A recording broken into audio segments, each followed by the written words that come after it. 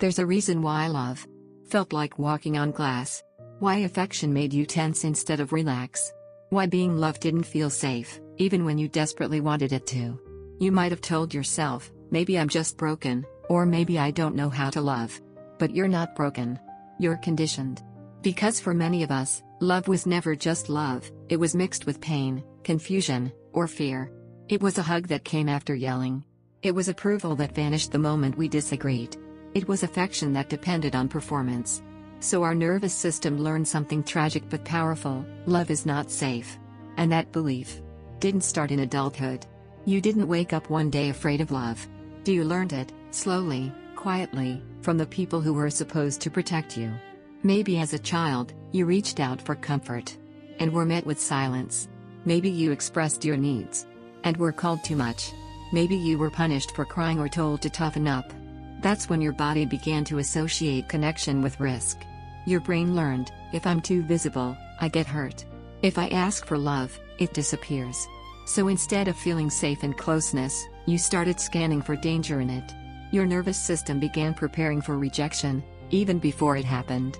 And the saddest part? It worked. That hypervigilance, that constant state of alertness, kept you emotionally alive in an environment where love was conditional. But survival wiring doesn't vanish when you grow up. It just changes shape. So you grew. You built a life. But deep down, something stayed the same. Every time someone tried to get close, your body remembered. Not the words. The feeling. Here's the thing about trauma: it doesn't make you avoid love, it makes you chase the version of love your body recognizes. If love once meant walking on eggshells, chaos starts to feel like chemistry. If love meant earning approval, you'll find comfort in proving your worth. If love meant unpredictability, consistency might feel boring. That's why many people end up in relationships that feel familiar, not because they want pain, but because pain feels safe. The nervous system doesn't care about happiness. It cares about what's known. So when someone kind, calm, and stable shows up, you might feel uncomfortable, even suspicious. You might pull away, or sabotage the connection, not because you don't want love, but because your body doesn't trust it yet. You learn to survive by staying on alert, not by relaxing into warmth. So when love doesn't trigger anxiety, your body thinks something's wrong. This is the hidden wound so many carry, wanting love, but fearing the peace that comes with it. Because peace feels like letting your guard down.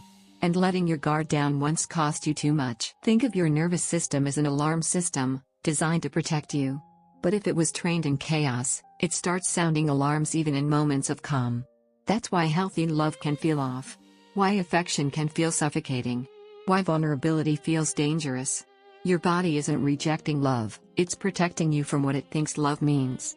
It remembers the emotional whiplash, the unpredictability, the moments when love turned into punishment. That's not weakness, that's adaptation. Your body learned to survive emotional inconsistency. And until it feels safe, love will keep feeling like a threat. But here's the truth: safety can be relearned. And love can become safe again. So let's talk about how. Because healing isn't about forgetting the past, it's about teaching your body something new. The first step is awareness, understanding that your resistance to love isn't self-sabotage. It's a nervous system trying to protect you. When you stop judging that response, you stop fighting yourself. The next step is slowness. Healing doesn't happen at full speed. You need time to build safety in your body, to show your system that warmth and consistency don't equal danger. Sometimes that means choosing calm even when it feels strange. Sometimes it means staying instead of running.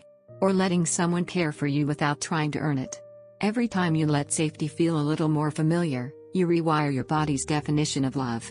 And if you've never felt truly safe before, that's okay.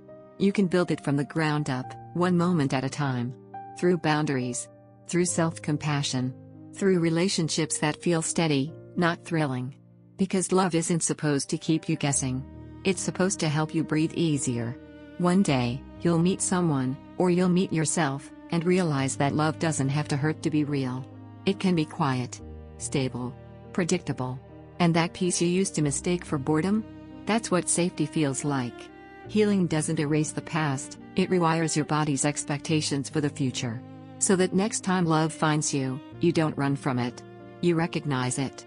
You'll know you've healed when your nervous system stops confusing chaos with connection. When affection doesn't make you tense. When you no longer wait for the other shoe to drop. Because love will finally feel safe.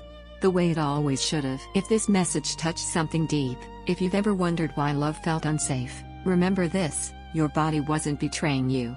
It was protecting you. And now, you're strong enough to show it that safety is real. You're not too damaged to love. You're learning what love actually is. So take a breath.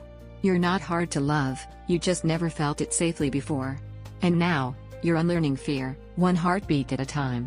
Subscribe, not just to hear more, but to remind your nervous system that healing is possible, and that you're finally safe to love again.